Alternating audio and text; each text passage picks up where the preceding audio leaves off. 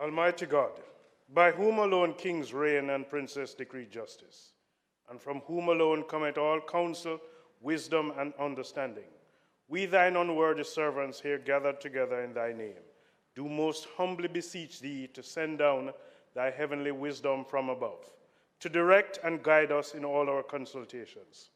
And grant that we, having thy fear always before our eyes, and laying aside all private interests, prejudices, and partial affections, the result of all our counsels may be to the glory of thy blessed name, the maintenance of true religion and justice, the safety, honor, and happiness of the king, public weal, peace and tranquility of the island, and the uniting or knitting together of the hearts of all persons and estates within the same, in true Christian love and charity, one towards another, through Jesus Christ our Lord. Amen.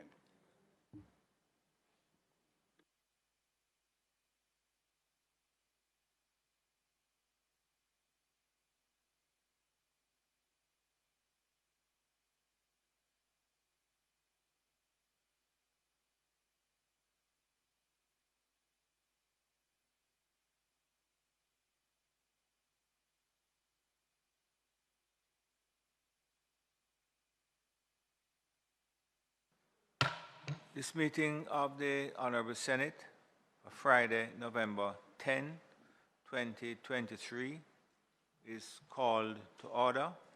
Just before we begin the business of the day, Senators Sinclair, Gale, and I spoke with Senator Brown this morning, offer his apologies, says that he continues to make steady progress. So he sounded in good cheer. And I think that Senator Morris, just by way of information, Senator Morris and Senator Golden Campbell are overseas, I believe. Oh.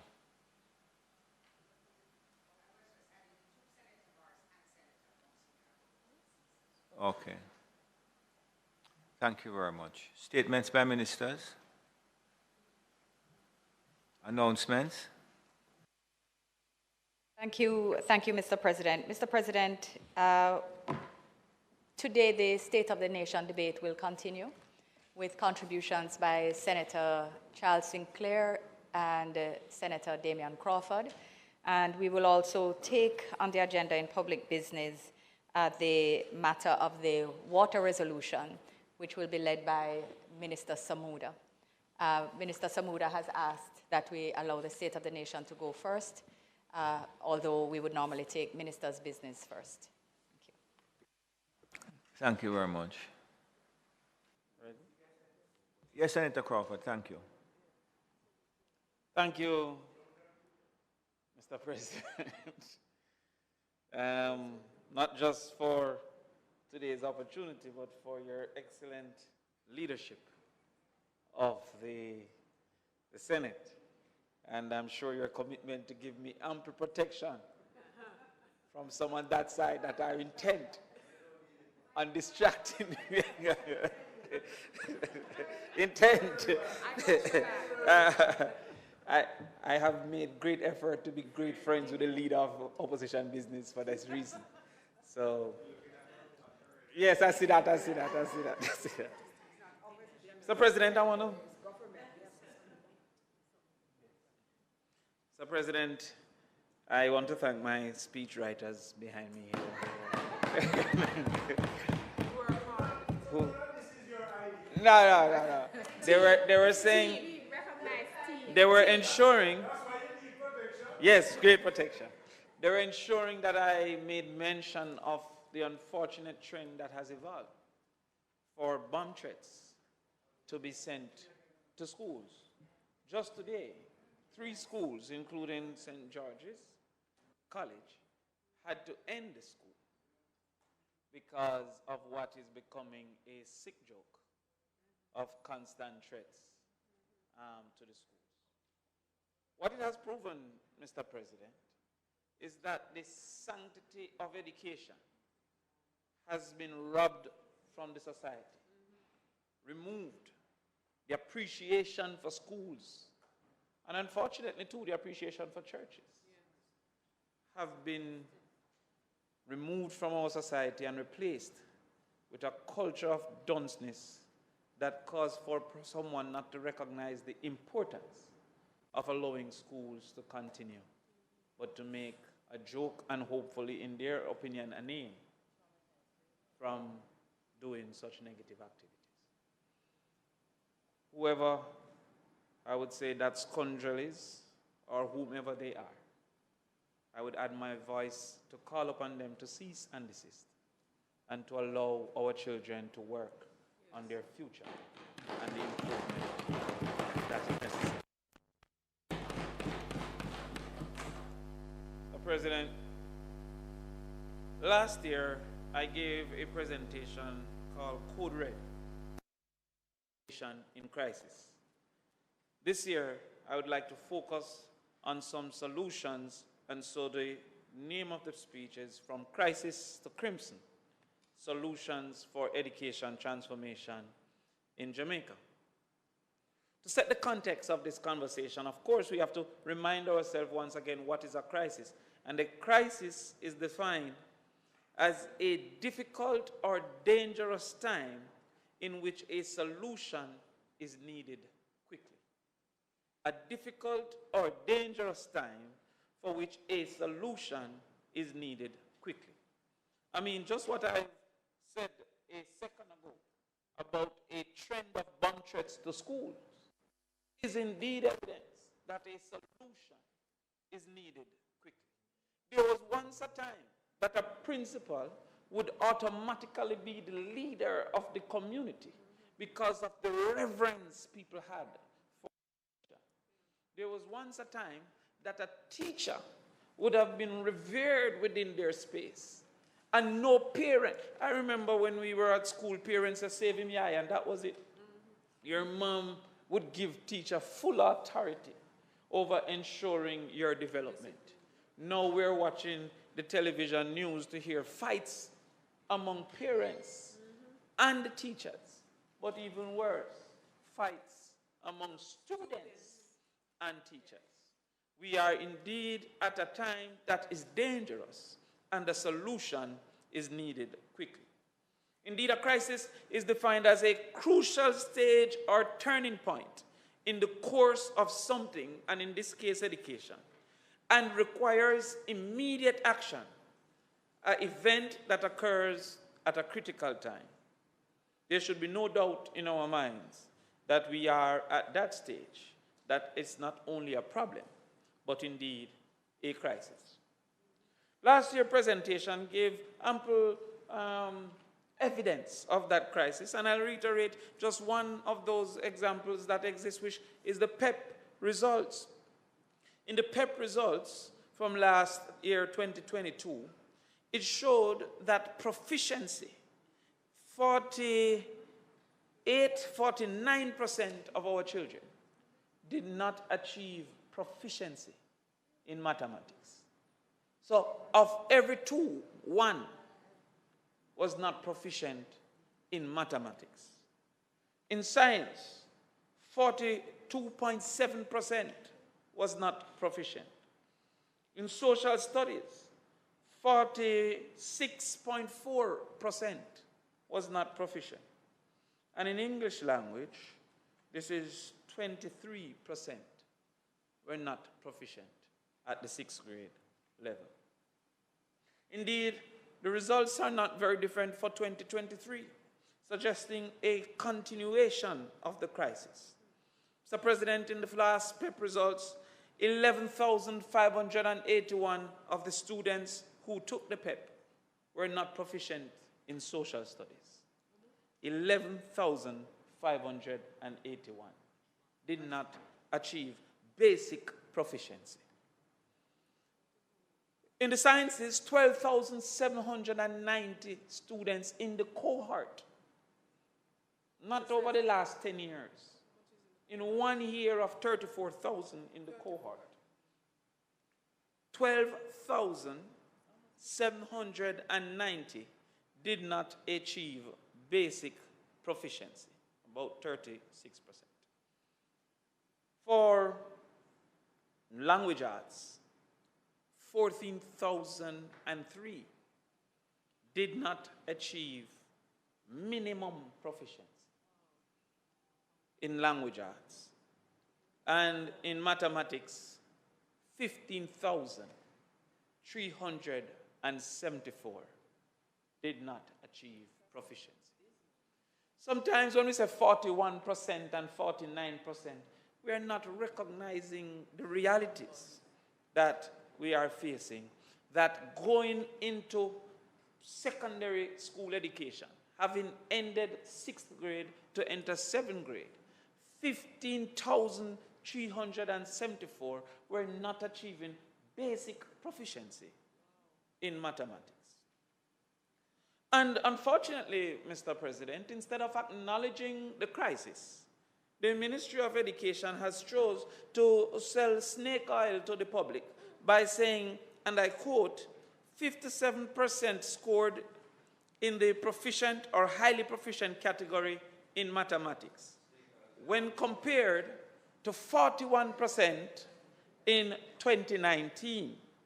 Language arts saw 55% score in 2019, and this increased to 60% of students score in 2023.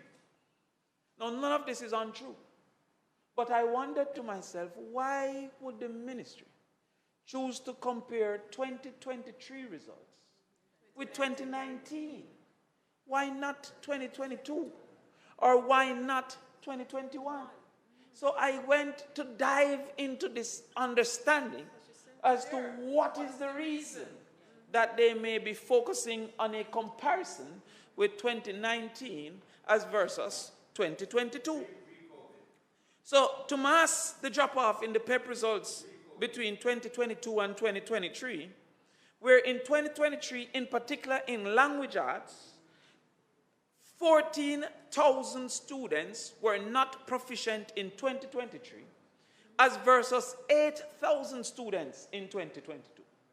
So on not wanting to show that almost 100% increase in the lack of proficiency in 2023, the ministry decided to sell a lie to the population by comparing it to a period that they have improved. Now, this is difficult to pronounce on a person without a trend. So I then looked at, in the same year, CXC report. And in this CXC report, the same 2023, 29 was not used, 2019. What was used? Instead, 2022 was used. Why? So here the ministry says here, for CXC, mathematics and English, recorded percentage passes of 44% and 72% respectively, when the average attainment rates were compared to 2022 results. There was a 7.5% increase in math and a 7.3% increase in English language. So the ministry decided to ignore 2019 for the CXC, but to use it for the PEP. So it is imperative to see if this really is an effort to deceive, to look how we compared with 2019 CXC. 2019 CXC wasn't used because for 2019, English had an 82.8%, which would show a reduction to 77. And in 2019, math had a 54.6%, which would have shown a reduction to 44. So the inconsistency is based on finding whatever year if that favors. How can we depend for solutions when we are focused on selling a lie based on whatever is beneficial? I would have accepted the argument that pre-COVID, had both CXC and PEP used 2019.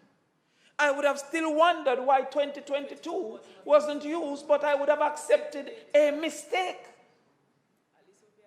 more so than a misleading effort and attempt. This effort by the ministry to mislead is not unusual, because they have also done it with the teacher migration. But even more recently, the minister has stated, and I quote, 32 of 38 public schools have been taken off shift system as part of the ministry's effort to transform the sector. Now, if 32 of 38 public schools have been taken off the shift system, then simple mathematics would suggest that 6 schools should remain on the shift system. The maths isn't mathsing, because Old Harbor High School is still on shift.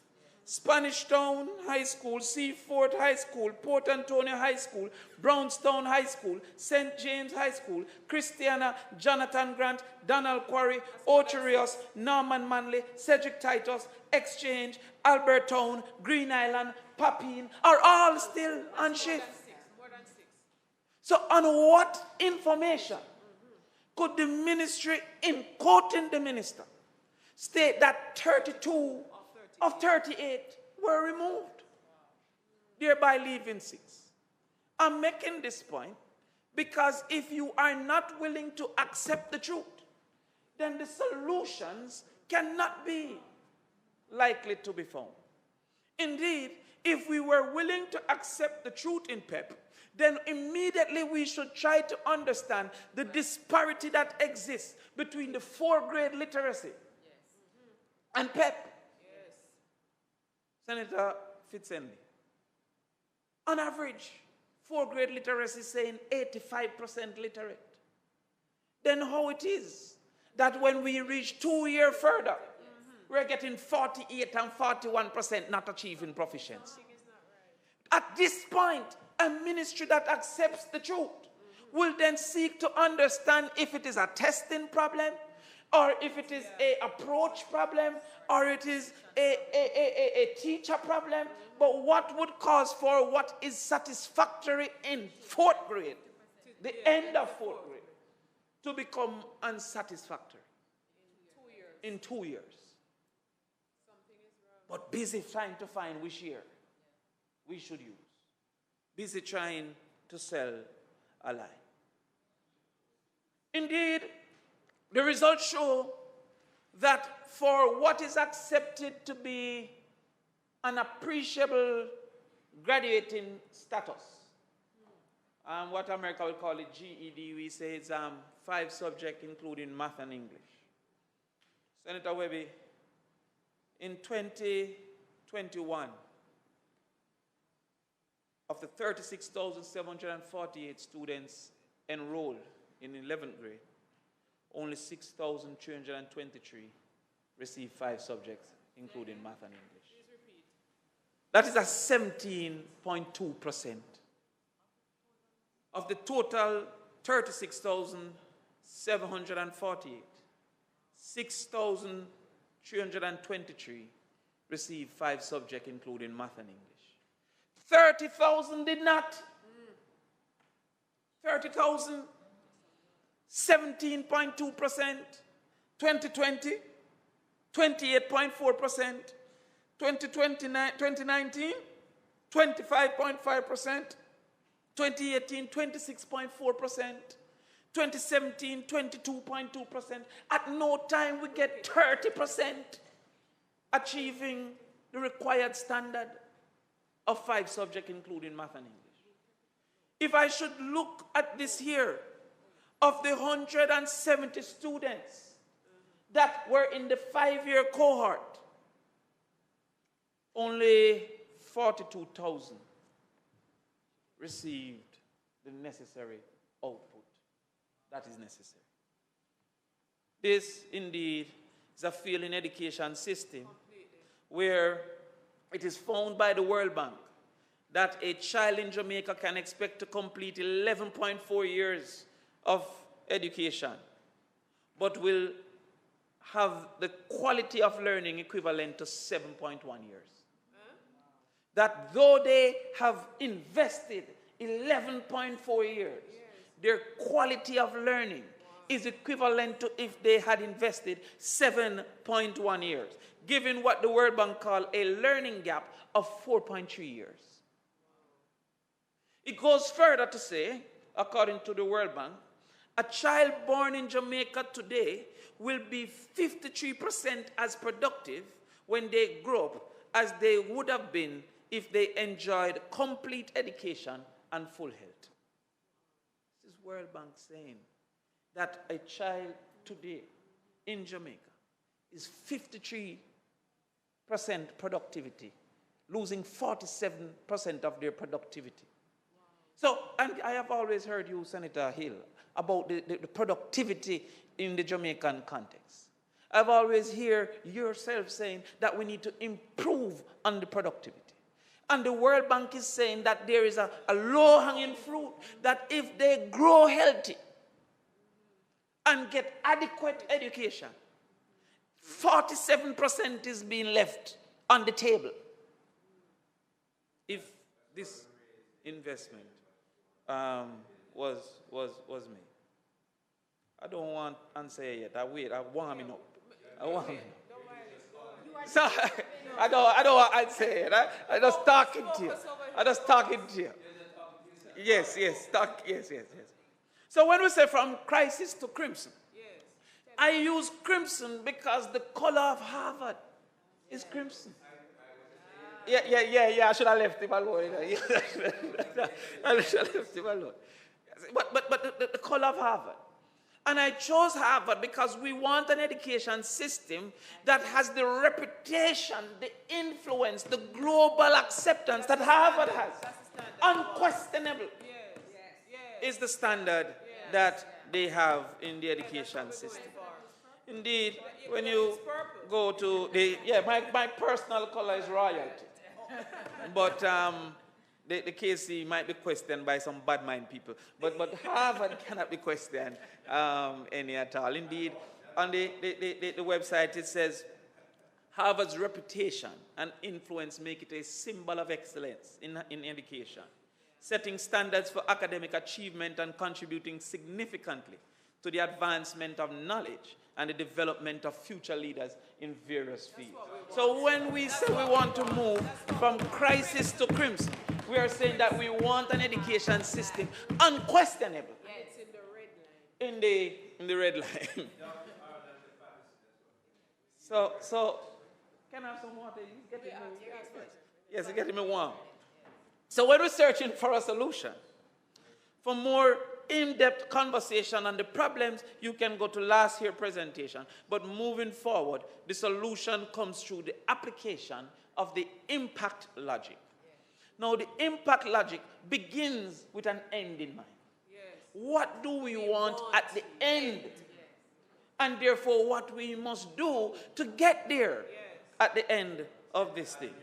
It's about creating in a structured way a reason through specific activities or interventions that lead to broader changes and contribute to desired outcomes. Indeed, we must therefore ask ourselves, what's the purpose of education? We have somehow continuously focused on only one aspect of the purpose of education, a workforce. And indeed, we do not train people for the workforce. We train people for the opportunities. So that is a difference. That is why I love mathematics, because in vectors, it said that there is a distance and a direction. If we train for the workforce, then the priority is the company. If we train for the opportunities, then equally we'll be training. If tourism is the opportunity, we'll be training people to take advantage of tourism opportunity. But we're not training them for the hotel. No. We train them for those opportunities that exist. Yes. But I don't know why I started off here.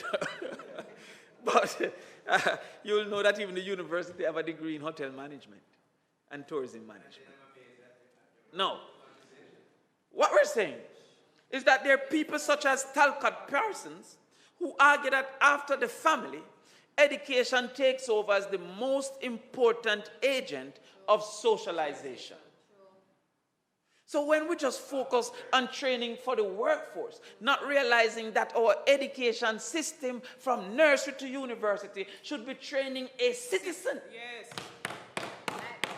Training for our society. Right.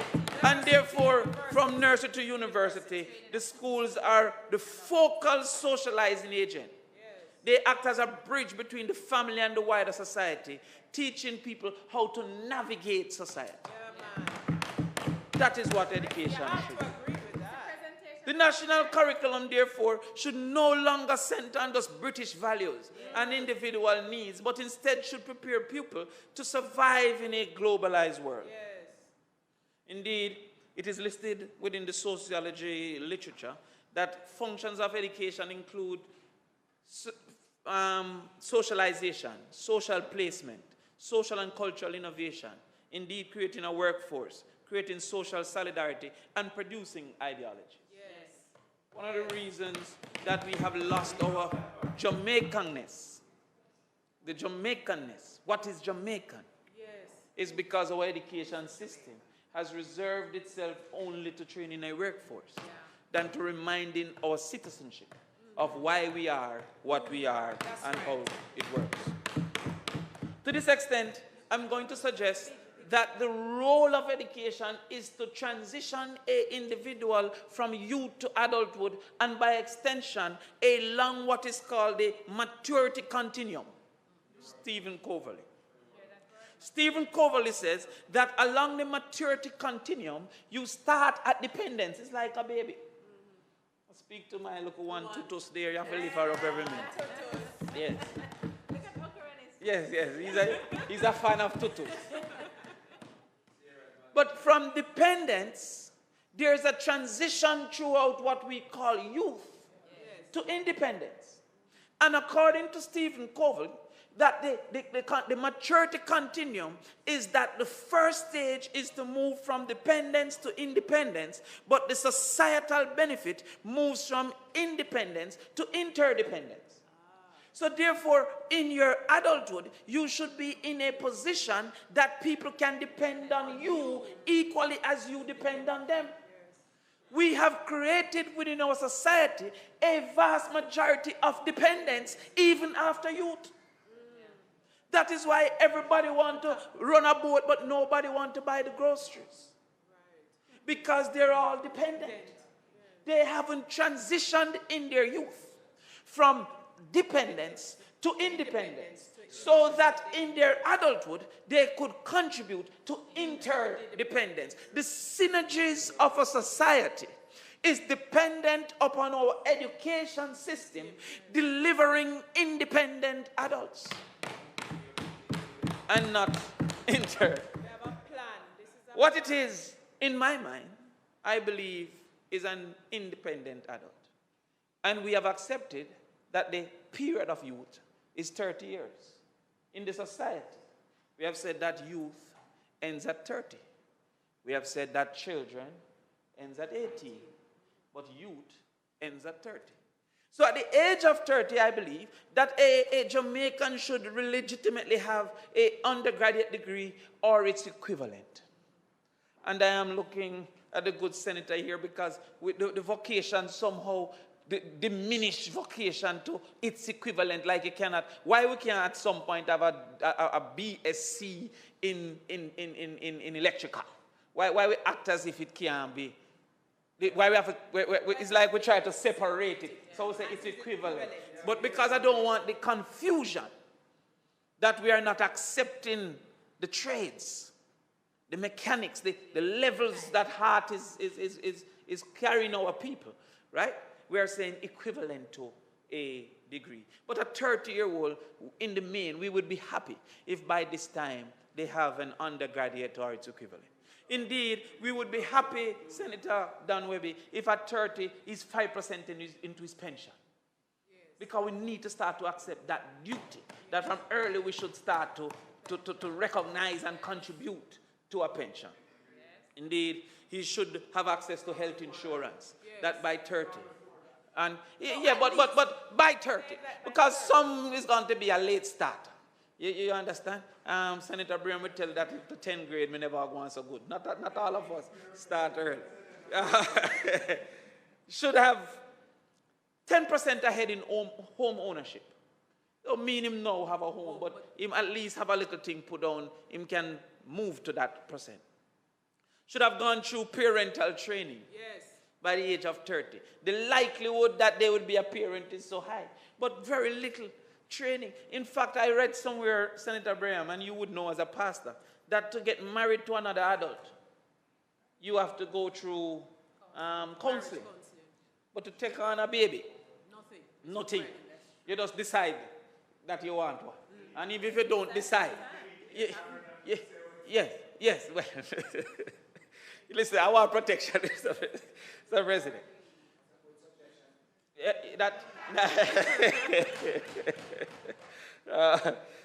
Senator Braham has been promoting all these things. Should have exposure to entrepreneurship and mentorship by the age of 30. Should have full exposure to civics, and I congratulate the Ministry of Education, who has now introduced civics into about 200 schools. The Ministry of Education is worthy of congratulations. But the 30-year-old should be exposed to civics, full exposure by that time. Should have completed a year of volunteerism. There was a time that we were a volunteer society, and should have identified their most likely area of earning. That is what I perceive an independent Jamaican to be at the age of 30. Yes. And so, if we're going to do that, then, of course, our education system has set the milestones. We have set the milestones of conception to birth. That's an important period for education. For some reason, we have separated education from all the other realities, such as health. But a child conceived healthy has in many occasions been born with difficulties, based simply on the nutritional component that the mother has exposed herself to. That is why the pregnancy path contribution is so important, but also so unfortunately low. Because you want to get a child conceived healthy, to be born healthy, not to be born with learning deficiencies because nutrition was absent in that period. There's an important period of 1 to 3 years. That is what the last Minister of Education said that was so important, that they were putting in Brain Builders Association. We'll come to that. Pre-primary. There's a 4 to 6 years basic school. There's a 7 to 12 years primary, the 13 to 15 years, that's the lower secondary, the 16 to 18, that's the upper secondary, 19 to 21, usually the university, and 22 to 29. These milestones have been defined by our society. And so what we are therefore faced with is a acceptance of crises and a report put before us called the Patterson Report. I'm not sure, Mr. President, of how much of us have heard of the Patterson Report. But the fact that the Patterson Report has not been debated in Parliament is indeed a dereliction of duty. How is it an area so important can have a report called the Patterson Report that should set the pathway for intervention and change, and the Parliament don't debate it? Yes, the Patterson brought great joy and passion. We still say PJ. No, yes. Dr. Orlando Patterson. But the major point is that rural members of Parliament should want to analyze the 365 recommendations to see if rural schools are satisfactorily dealt with. Inner city members of Parliament should want to understand and understand if it is dealing with their complications satisfactorily. The Minister of Industry, the Minister of Gender, the Minister of Labor should want to have a say into where we're going with education. How can the Patterson Report be thrown to a ministry and not debated? Makes no sense. Not if you have a plan for the future. Not if we intend to show its seriousness. Let us not neglect the fact that most times the Minister of Education is not the most powerful political practitioner in their political party. True. Go through our history. Most times, the Minister of Education isn't the most powerful political individual.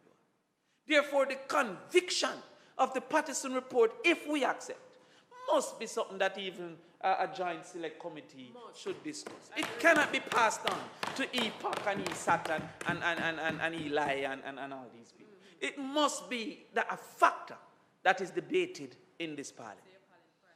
I'm calling for at least a joint select committee. We have to get to Crimson. To carry us to Crimson. To carry us to Crimson. But the,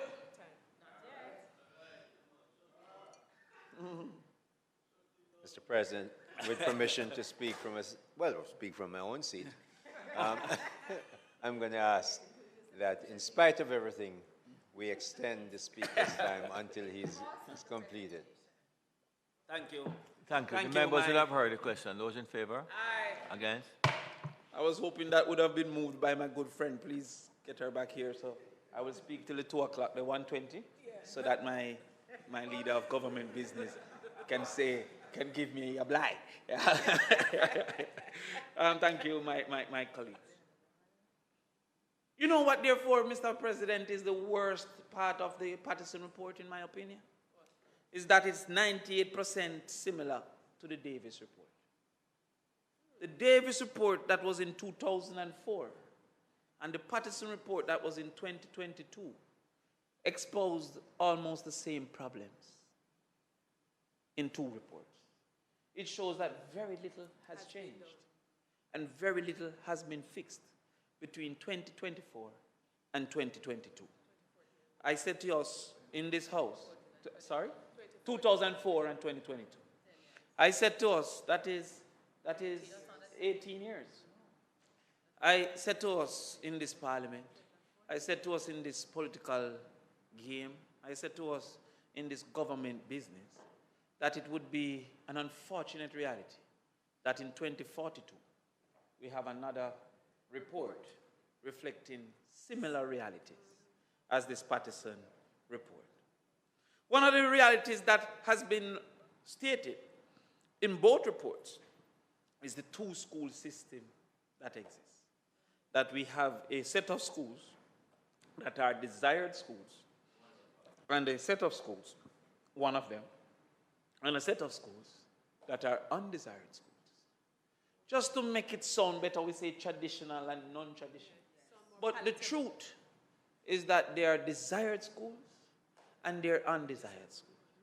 The truth is that even though we claim that 90% get a school of their choice, you know, Senator Sapphire Longmore, you know how 90% get a school of their choice? Then pick up to 7 schools. If you pick 7 schools, One is your choice. Jesus peace, man. You know what time we used to pick 2? Yes. They pick 7. But to sell that, you say, oh, they get one of the choice. But when they get one of those 7 undesired schools, them still cry. Yes. They still ask for a transfer. Yes. They still They don't feel have low low self-esteem, low value. esteem and value because those schools were determined to be undesired. What are some of the realities of that? We have seen that there's a ranking that said that there are schools in this country with less than 1% chance of getting 5 subjects. That there are other schools with 92% chance. Immaculate Conception was 96% chance. Them beat out Campion. And Senator Braham, even though we are very thinking about traditional schools, a lot of the traditional schools, including the Calabars, were hovering at 60 and 63. They were not 90s. Only 44 of the 162 schools was over 50%. 122 schools was under 50%. So what are some of the things that the Patterson report has highlighted? It says that language adaptability was absent. Language adaptability. It is the recognition that English is not our first language. Now, I don't buy into the argument that we should treat English like our first language and therefore ignore Patois. Nor do I buy that Patois should be king and lord of the society. If Patois is king and lord, who would we communicate with in the world? In fact, from I was a little child, it says, so that Jamaica may increase in beauty and play a part for the whole human race. So English is important, but the acceptance that is not the mother tongue is also important. Patterson says that we have not looked at that. Centuries of underfunding. Allocations based on needs is important for schools. Tertiary participation woefully unacceptable. Jamaica is 27%, Trinidad is 65%, Barbados is 64%. Child Opportunity Trust Fund was recommended, use of technology at all levels, and cost sharing. Now, I'm going to quickly just go to cost sharing. I'm not a supporter, I'm not an advocate for cost sharing. Because, indeed, the cost is already shared. For example, you don't buy uniform for the children. You don't pay bus fare for the children. You don't pay for books for the children. Most of them don't get lunch money from the government. So when people advocate for cost sharing and act as if the fee is the only contribution, the vast majority of the cost of education does not fall to the government, it falls to the individual. The cost is already shared. But then there are some advocates who come with a rubbish argument about nothing is free. That is true. Nothing is free, but most of the roads we drive on, we don't pay. So what then means nothing is free, that you have to pay personally? Very few of our roads and the roads dearer than the school fee. And some of our most wealthy who utilize all these roads talk about nothing free, nothing free. Nothing is free, but it don't mean that the individual must take the cost. There are many things that the government has taken the cost. Security don't free. And the police show up at your yard when you call them. Should we have to pay for the police visit? So I'm saying to you that the cost is already shared.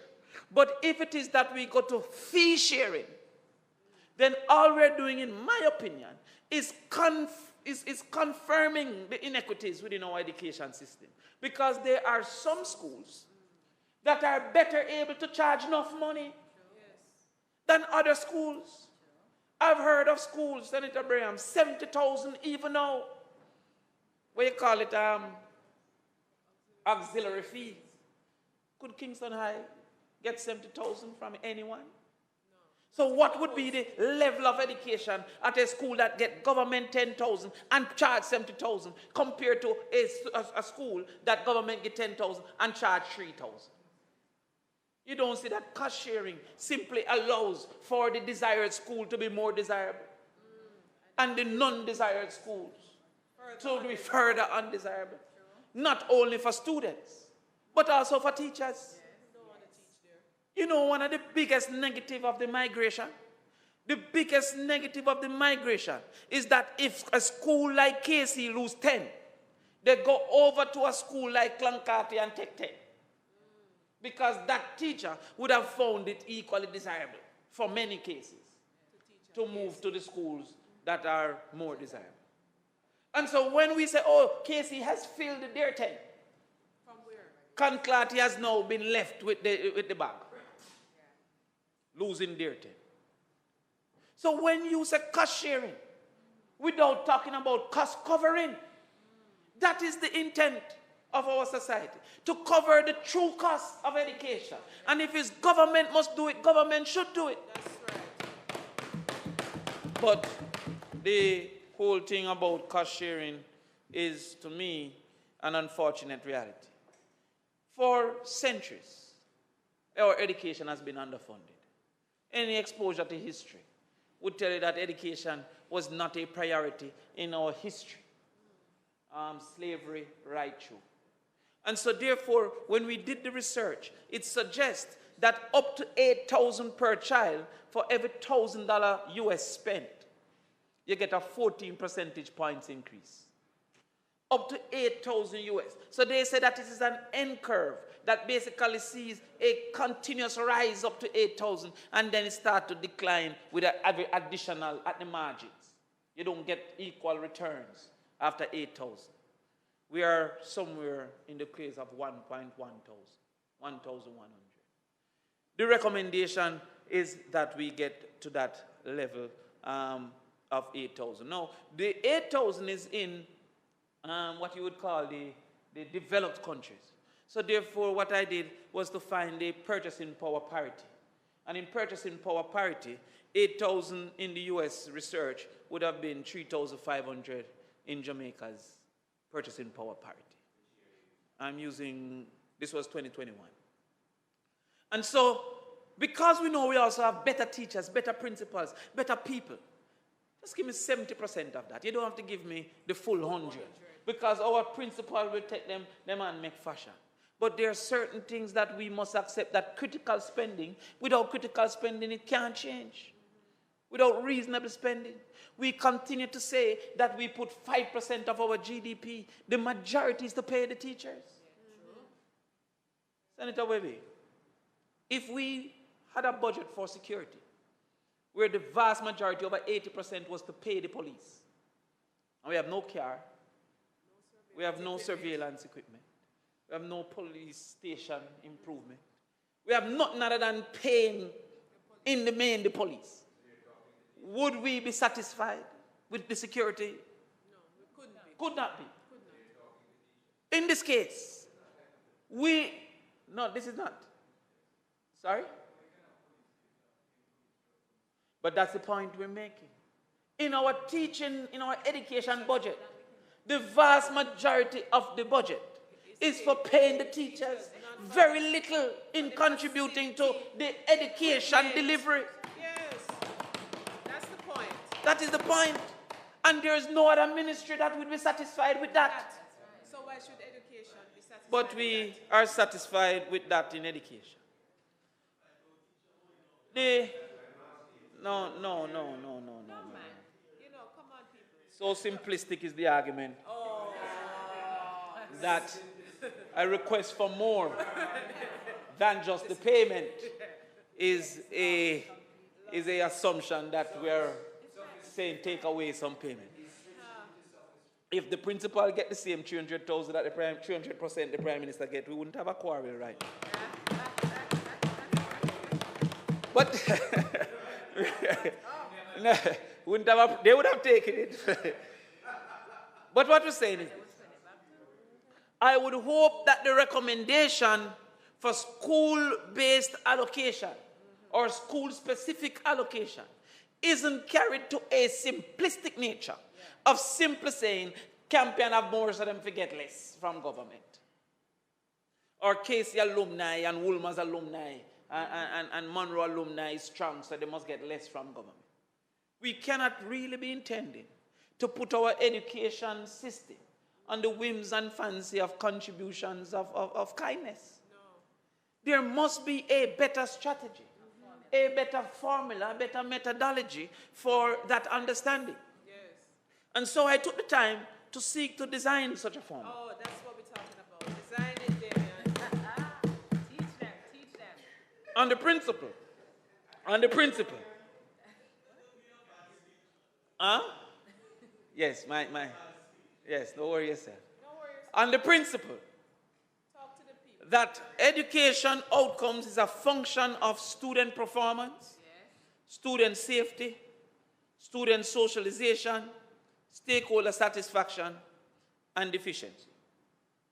A school that is of a higher variance between desired performance and current performance should receive a higher allocation because it will take greater investment to move them from current to the desired. So therefore, in this particular category, Campion would get less than Papine because Campion is closer to the desired than Papine. It also would mean that this school will get a labor contribution because you might need smaller classes, you might need literacy teachers, you might need extension activities, you might be in evening, you might need specialists so that they can come up. But if you give the same 17,000 per student per year to Kingston High, without considering the performance gap, that can be a problem.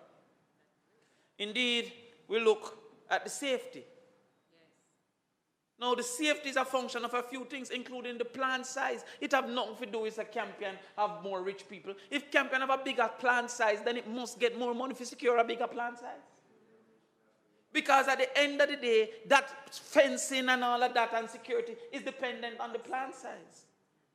If it is an older institution, security is not just violence.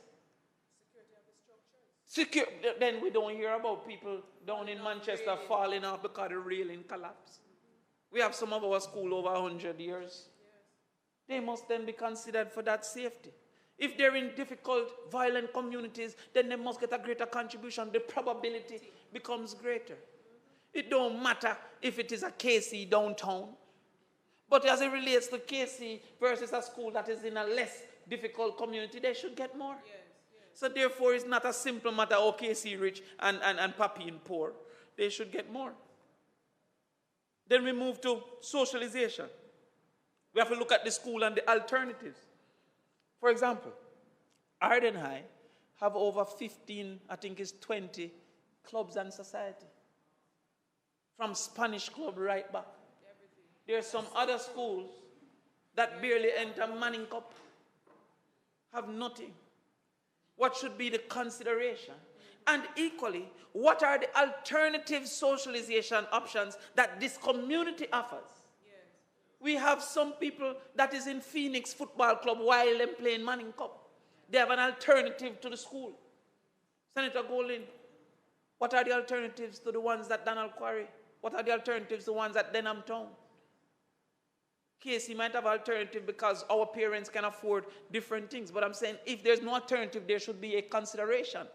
So we can pay for that. What do I hear in the Ministry of Security all the time? Unattached youth, unattached youth. Why are we not doing more to attach them?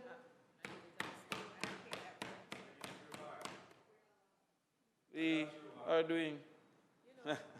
we will come to that. Stakeholder satisfaction. Is the parent satisfied? Is the teacher satisfied? Is the student satisfied? And how do we move to that? Another thing we must consider is nutrition. Yes. Now, it's been a very difficult time for farmers. The climate change and the heat and the drought and I'm in the farming business. But I still thank God for the experience because I've learned quickly that animals, of which we are human beings, are that. Don't want nobody say me I call them pitney goat or fowl or whatever. But animals have two functions in the main. It is sustenance and performance. The animal's first duty is to survive. And whenever it has a lack of nutrition, it shifts from performance to sustenance. If a goat don't have proper nutrition, he aborts the baby, or she aborts the baby. If you don't have proper nutrition, she stops producing milk. Those two things are for the farmer performance. If a fowl don't get enough feed, stop lay. Him shift to survival. So when our children don't have satisfactory nutrition, they are stuck in survival, in sustenance. This education activity is performance. How can a child who haven't ate?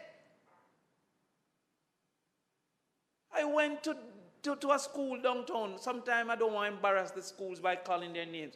To teach some inner city mathematics. And at 10 o'clock on a Monday, this girl had her head on the decks. I said, what happened to you? Sir, me head hurt me. Me have gas. And every child there, the other 20 had, knew the solution, drink a soda. In their minds. All that do is to relieve the tension on her stomach, but no nutrition. Let me give you what is being out there. In November 2022, the principals called for the doubling of the part contribution. They were saying to students that not only can you not get the 3 days a week, but for now the money down, we can give you no more. That's what was happening. The research says between 25% and 33% of school-age population in Jamaica arrives at school hungry or without having eaten anything on a given school day. Wow. This is Fox, Garden and Strachan 2017. Research says that between 25 and 33% 1 in 3. Reach. Don't become hungry. Start the day hungry. Therefore, it's my opinion that we should give all our students 1 meal for the day. For 190 days, 400,000 people, that's about $19 billion. Where are we going to find $19 billion?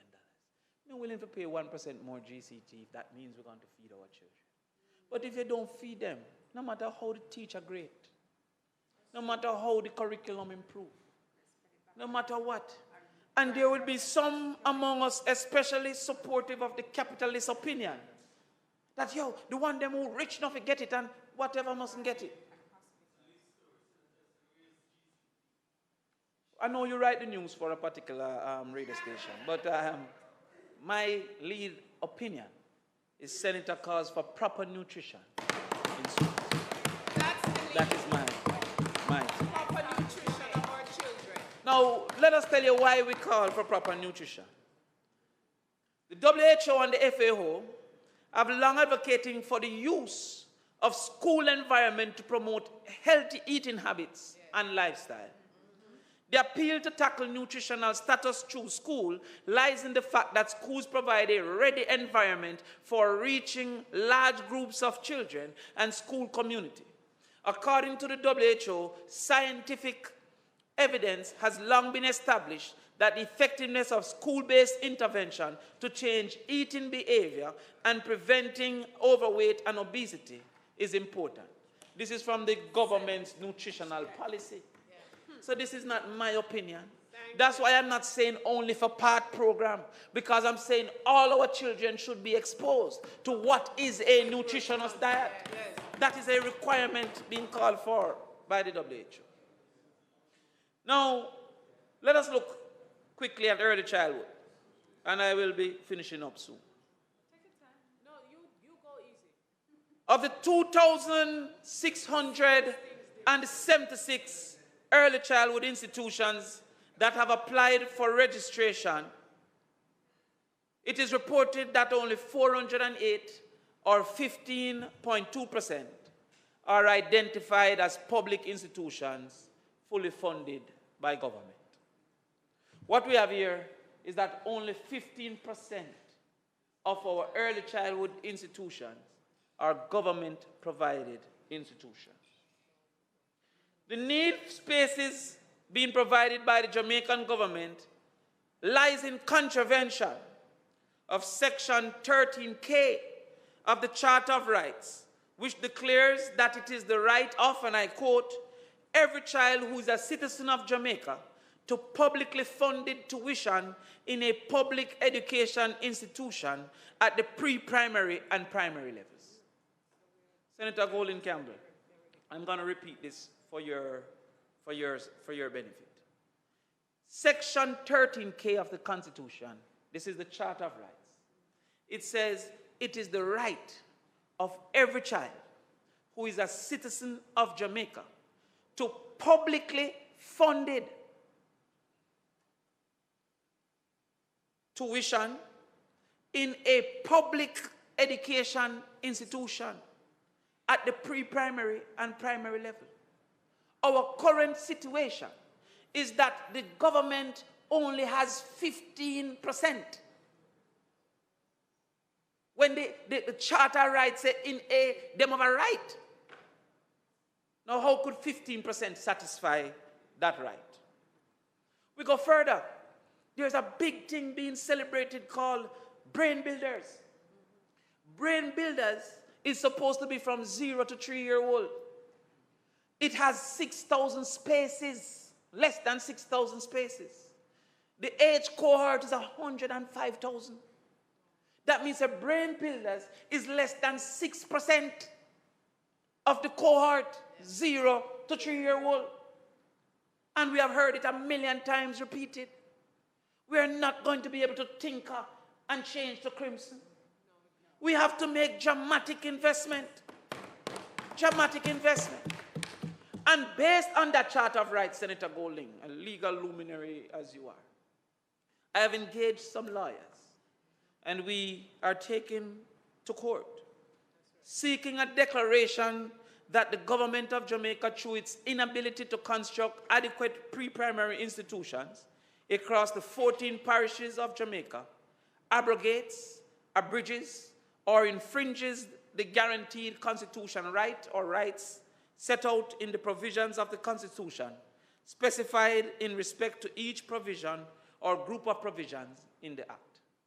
We want for the courts to tell us if it is constitutional based on Section 13K, that a child with a right to a government institution is not being robbed of that right if the government at the early stage of 0 to 3 have 6% spaces, and at the second stage of 3 to 6 have 15% of the spaces. Because the JLP has tried so hard for me not to change policy in the parliament, then I have to go to the courts to change that policy. But we are going to ask for an opinion, a declaration, so that, sorry? Yeah, I can't answer for 1962. Exactly. I wasn't even born. But I must say, a lot of these things I'm now being exposed to over time. I'm sure you have learned some new things since you have come in. Some things that you assumed not to be so, you have found to be so. But also because the government has always been at a contradiction to the Constitution, I've learned how to challenge that. And so, therefore, having learned that, I'm just trying a new strategy. But what is clear is that the government keeps failing the materiality test of policy making. The materiality test suggests that more persons should benefit from government intervention and not just the PR activity to say we have done. 6% is not satisfactory for brain builders to be such a big situation. The other thing is the 7-year secondary experience. Now, what is a 7-year secondary experience? The 7-year secondary experience have simply extended, Senator Gale, the continuum of education to, at the end, you go to 6th form. We all go to 6th form, is the new statement. But we are now not changing the fact that every school can have the same 7-year experience. There's no way, because every school don't have the same situation, Senator Samuda. The 7-year secondary experience should be segmented in a way that different schools and different principals can have some autonomy over what would be our 7-year experience. For example, there may be a need within the 7-year experience for a remedial 7th grade. You spent 2 years in 7th grade because you came to school without the ability. You weren't ready for 7th grade. Well, Pep is saying it. We have people in 7th grade, going to 8th grade, going to 9th grade, cannot read. Yeah.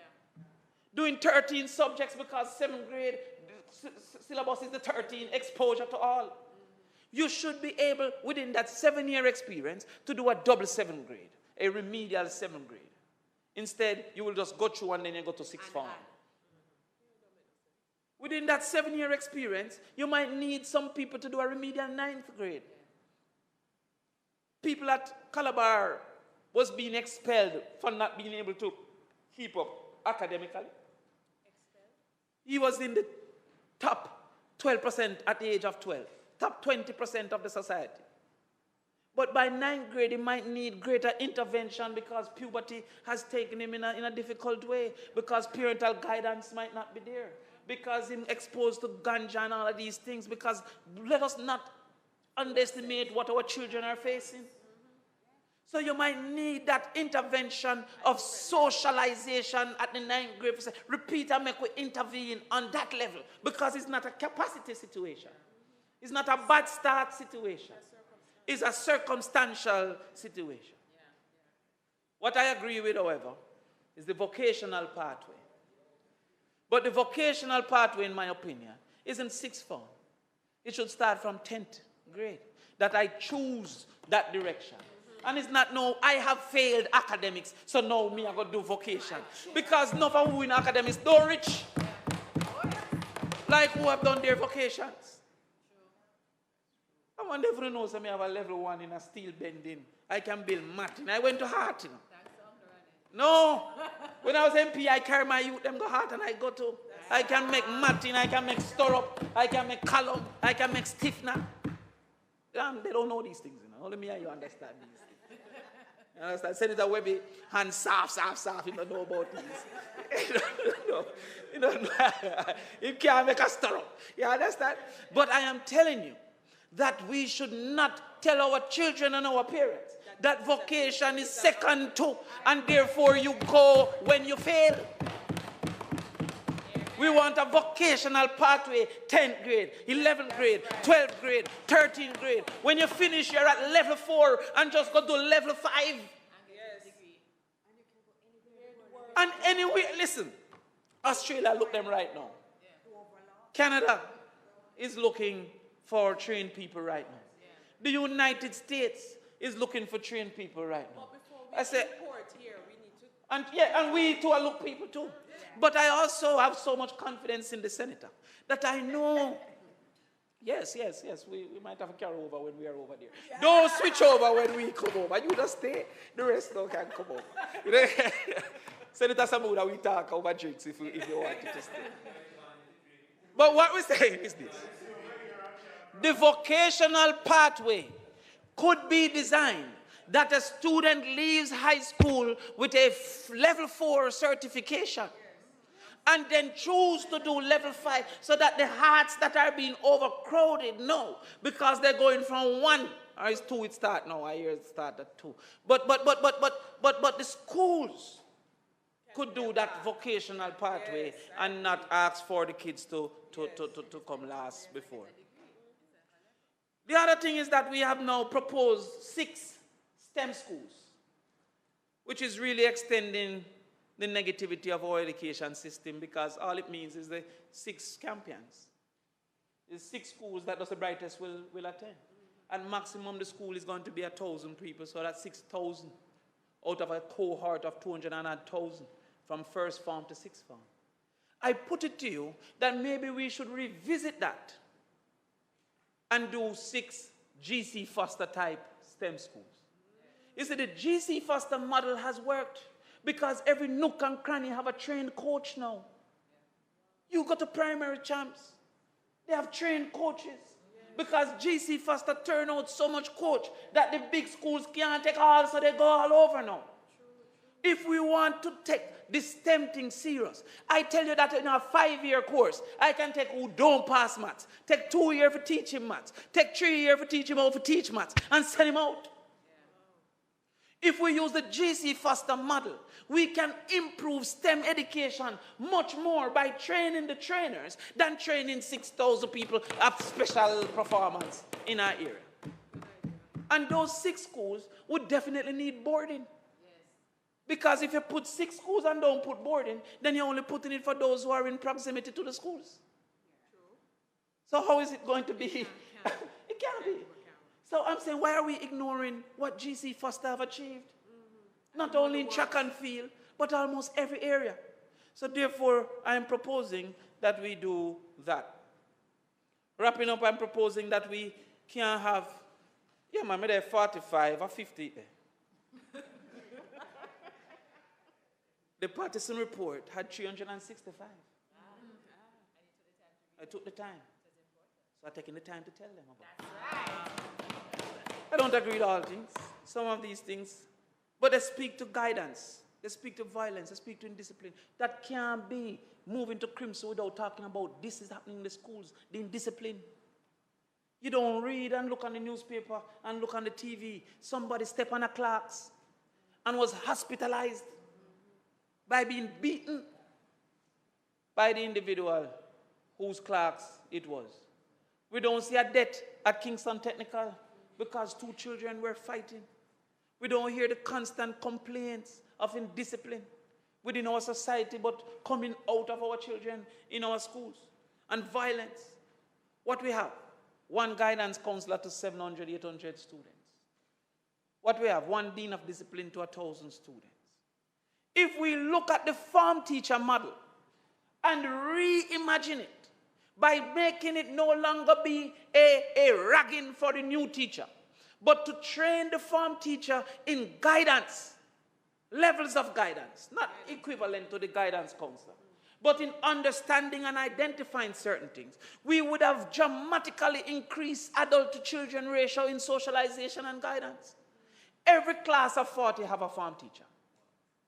If we change that from being ragging to senior teacher level with a little bit more pay, and you have to go through this training, how could we support our guidance unit to have the guidance counselor, the 40 form teachers, that is 7 grades times 5, that's 35 form teachers, and the dean of discipline working together to re-socialize our children?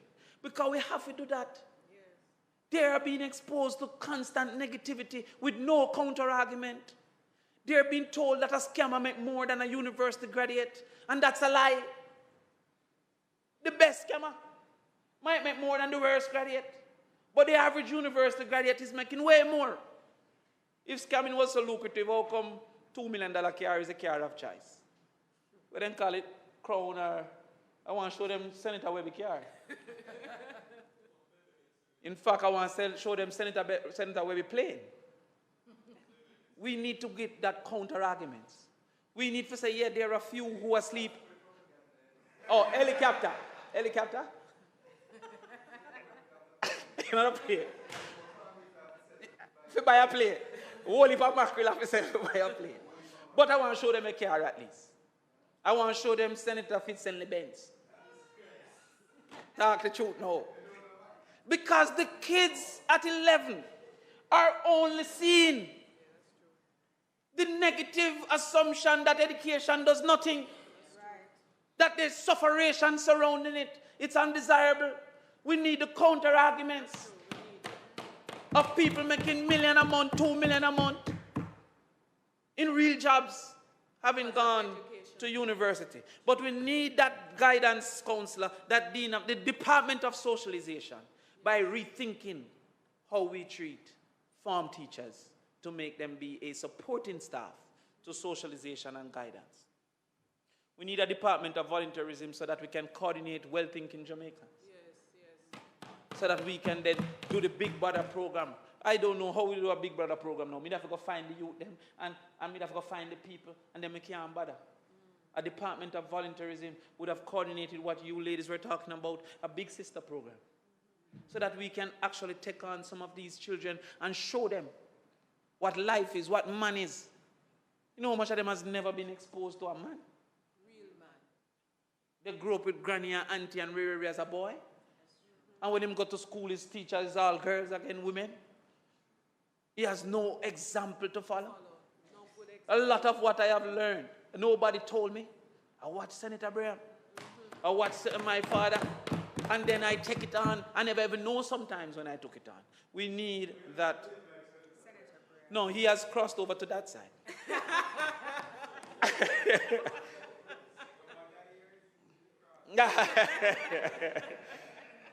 I propose that we consider a mandatory uniform corps for 7th grade and 8th grade. The cadets, the girls' guides, that every 7th grader and 8th grader must participate. But then we have to go to SDF and SDC and get some money so that the schools can afford. But discipline needs to be infused when we have them captured at 7-year-old, so that we don't have people who think it is acceptable to shoot up a car with people they don't know, who don't think it's acceptable for drink and forget, kill and collect, smoke and forget, selling murder. We can't have these problems and tinkering on the outskirts. We need that situation so that we can move forward. We need to take $5 billion a year over the next 2 years from heart and build out labs within our vocational labs within our secondary schools. If we take $5 billion, we can give 100 schools $50 million to build out lab clusters in tourism services, in mechanics, in body thing, to build out, and then in the evenings, use it as heart centers. One of the least efficient used investment in this country's schools. Billions of dollars spent to build them. And 3 o'clock it empty. Saturday it empty. Sunday it empty. If Hart builds out labs in these schools that are by design in proximity to communities, then the school get to use it, and then in the evening, the community, you can look at the stats model, St. Andrew Technical. They have school and then they have evening school. And the community gentlemen are all going to evening school. Imagine if you had 162 secondary schools that had proper labs, clusters of 4 or 3 offerings, and the community could go to any of that 162. Of the 15 billion that Hart have, give me 5 for 2 years. On the way to Crimson. And that will carry us on the way to Crimson. 50 million per school would do a wonderful job. And last. No, second to last. 49. If education is to be efficient, we must consider boarding. Yes. Boarding. Yes. Other than that, every school has to offer everything. Great Westwood High School. Let me explain something. There are classes as we speak for accounts with 10 students because that's all the school have to do accounts. And every school have accounts. Had we had a system that I want to go to a business school and boarding exists, the efficiency of 1 to 40 would have been achieved instead of 1 to 10. There are places, especially some of our undeveloped schools, where you can't get to do chemistry because there's not enough. It's 3 or 4 or 5 of them. Yeah, Not enough. Or you get a teacher to teach them at the same pay. If we don't have boarding, we can't separate some of these children from the community. That is a negative influence. If we don't have boarding, we cannot manufacture or invest properly in excellence, schools of excellence, in the arts or schools of excellence in sports or schools of excellence in science or schools of excellence in technology, because our schools were not designed for its output. It was designed for its proximity, location. We have schools like Jago, St. Jago, with children going to classes under the tree. And we have schools all the way in the country where short of picnic. That's inefficiency created by the lack of boarding. But every year we have all these accidents because the distance of travel for some and the cost base and the distance of travel. There's a reason why we have 800 and odd primary schools and 160 something secondary schools. Because the primary schools had to be almost in walking distance. The secondary schools, however, were not. With bad roads, some taxi don't go to some community.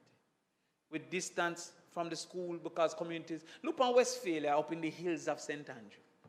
Westphalia. You don't even know the community. It's up in Mavis Bank and you go way up in the hill. Some of those children are being placed at Donald Quarry.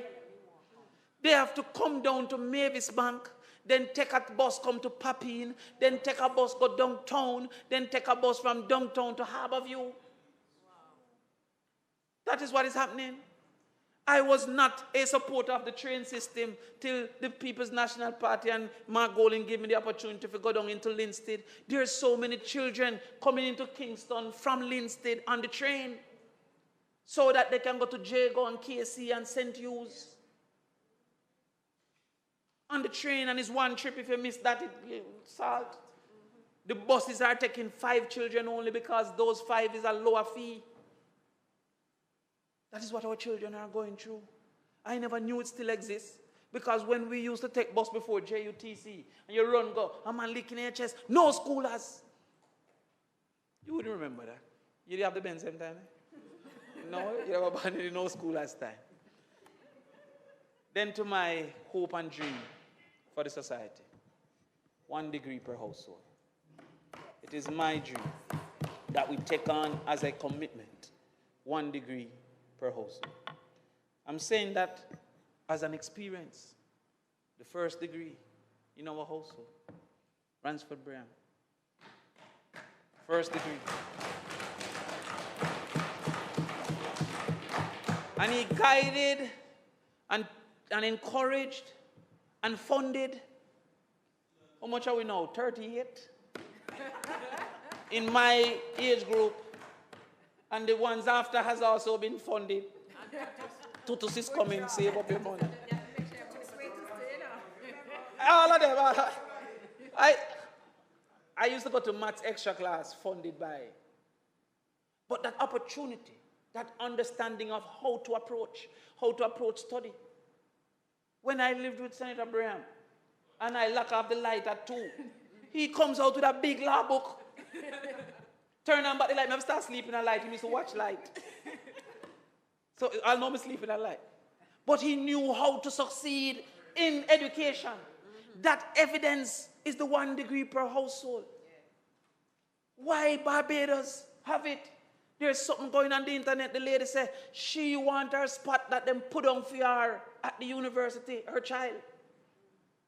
1 degree per household will change some shopping to wholesale. Will change some hustle into business. That's about 4,000 people per year.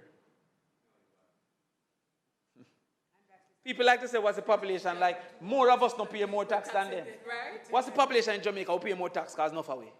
I can tell you that had I not had a graduation university, the taxes I would have paid would have been less than what. In fact, I would have paid no tax car 1.5. Yes, I like it. Yes, I like it. 1.5. That's why we're going 3. How we like it. But I'm saying that when you look, you're distracting me now. Time will come. And to achieve this 1 degree, I hope it remains a commitment of the People's National Party for the first in every family to receive a scholarship if they're the first to matriculate to the university. Yes. Too much children with 10 subjects hustling at a wholesale because they can't afford university. Deregistration, I locked down the campus for deregistration. That shows that I'm not biased. I will lock it down again. That's right. Under JLP Principle. for deregistration. 1 degree per household by making it free for the first in the family will help to move us from crisis to crimson in our lifetime. That's right. Thank you, Mr. President. That's right, my brother. Well done. That's right. That's what you call a coordination. Good job, DC. The Senate be adjourned for a date to be fixed. Those in favor? Against? This Honorable Senate now adjourns for a date to be fixed. Marshal.